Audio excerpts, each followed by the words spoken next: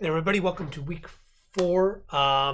Just kind of going around, filling in some more civilizations. We've done Mesopotamia, we've done Egypt. Now we're kind of going to Asia for South Asia and then East Asia. Um, just kind of laying the groundwork. What's going on? How are humans developing in different regions? And again, with this idea of compare and contrast, now that we have some models of civilization, we can apply them to other regions, which is good because the next civilization we come across is the Indus Valley civilization, which I talk about a little bit in the lectures. And the thing about this civilization is it has all the features that we see in Mesopotamia and Egypt, but we don't really know anything about them because although they have a writing system, which we see on their little seals, as the lecture explains, we have yet to decipher it. So we don't know what this writing system says. So it's hard to know who names of rulers or kings. And in fact, we don't really have, as of yet, we don't have any large texts like the Epic of Gilgamesh or the pyramids written with hieroglyphs. We just don't have that yet for this civilization.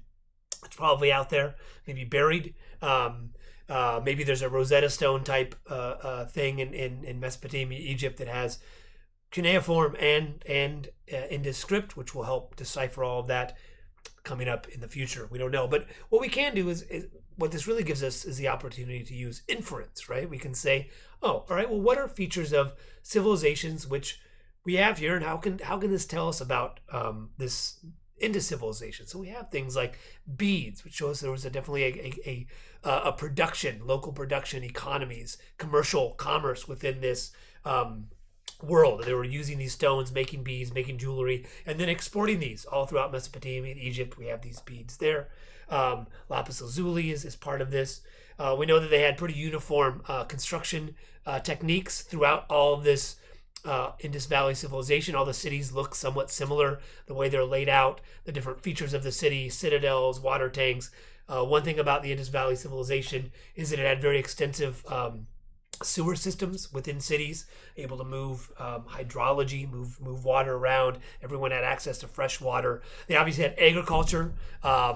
So we have a lot of elements of civilization there. So though we don't know, like, we can't name an Indus king, or we have an idea of an Indus god. We know that those probably existed, and we see that through artifacts that people have.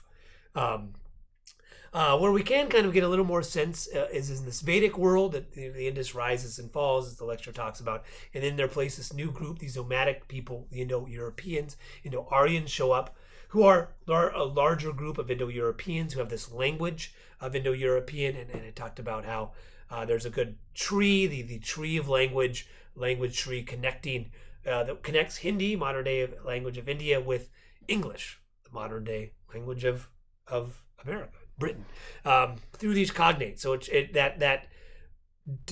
the way we can interpret that is that at one point there was this one group that spoke this language, and as they spread out, that language changed over time.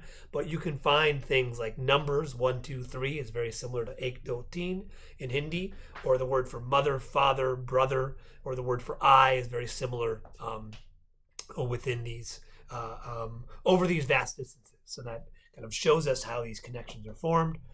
The Vedic world also had, we call them the Vedic world because they had, their religion was the Vedas, which we have. They've been orally preserved over generations, pretty much fixed as they were, because the Brahmins, as we know, their job is to memorize this stuff. There's a video on how the techniques of memorizing the Vedas, and also a couple Vedas to read, which tell us about this society. One of them is the Varna system, 4 different segments of society, this idea of social hierarchy. Brahmins, Kshatriyas, Vaishyas, and Shudras.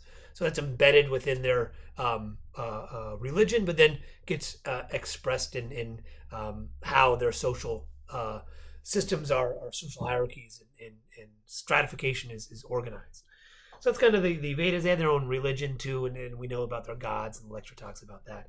Then we also talk about China, which has two rivers, the Yellow, the Yangtze, early Neolithic worlds. Emperor Yu, who tamed the Yellow River, and then Shang Dynasty is the first one that we have, where we have bronze, writing, tombs, material cultures, cities being sort of the first civilization, and then the Zhao, which we have a little bit more records for. Our writings, particularly literature, the Book of Changes, the I Ching is part of that, which the lecture talks about. And then Japan, Korea and Japan as part of this settlement pattern. Japan, the Jomon period, that a lot of people came to Japan, and then as the ocean rose, they were stuck there, developed their own culture and language. With Jomon, there's a video on that. And then Korea, the Gojoseon, in their history, right, they say they're sort of, when the Shang China, when he was overthrown by the Zhao rulers, the Shang came to Korea and established, brought with it, introduced this idea of civilization. So those are kind of, hopefully after this week, you have a better idea of civilizations in Asia, which again, the Indus, very much, it was its own thing, but connected with Mesopotamia and Egypt through trade, whereas China was and Korea and Japan also sort of maintained their connections as well. And then for this week, the artifact write-up. So we've kind of gone through a lot of civilizations thus far. The only ones we haven't covered yet are the Pacific and the Americas, which we'll do next week. If you're interested in using an artifact from them, definitely you can. Just try to kind of keep it before 0 CE. We do have some artifacts from there, from that period, so just double check that. I gave a list of artifacts that worked there. I mean, one thing kind of excludes Hawaii, since we don't really have any artifacts. It's assumed that people didn't start showing up here to maybe 600 CE at the earliest. But there are people who, groups, Austronesians, Lapitas, peoples that did get into the Pacific well before that. So you can look at those if you want. And similar with the Americas, we have early artifacts for peoples living in the Americas prior to 0 CE. So basically, I want you to pick an artifact. And then discuss it. What is this artifact? Describe it. Then, in your own words, using the course materials, explain how this artifact relates to its given respective civilization, culture. And again, if you're having trouble what an artifact is, I've been trying to include them in my lectures.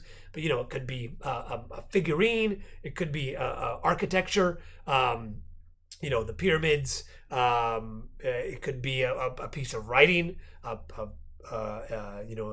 cuneiform tablet or a papyrus. There, it could be a physical thing like a tool, stone tool or cave art. It could be more abstract, an idea or a god. Those kind of things. So anything you feel suffices. And again, use this to if there's a certain civilization you're interested, get an artifact from them and think about how this expresses elements of that civilization. So, upload those by Friday at 4. Great. Have a good rest of your week.